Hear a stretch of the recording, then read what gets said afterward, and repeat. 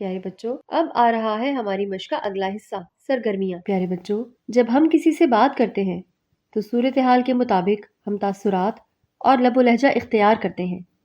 مثال کے طور پر کسی سے درخواست کرنی ہو تو ہم نرم لب و لہجے اور درخواست کے انداز میں بات کرتے ہیں۔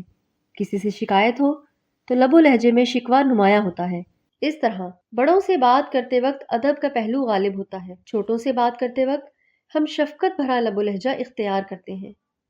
سوال نمبر 9، جماعت میں رول پلے کے ذریعے سے مختلف صورتحال کے مطابق تاثرات اور لب و لہجہ اختیار کرتے ہوئے آپس میں گفتگو کیجیے۔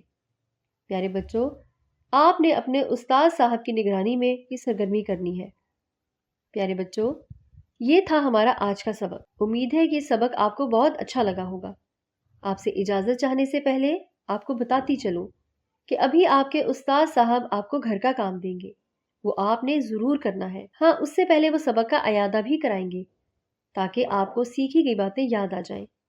انشاءاللہ اگلے سبق میں پھر ملاقات ہوگی۔ اللہ حافظ۔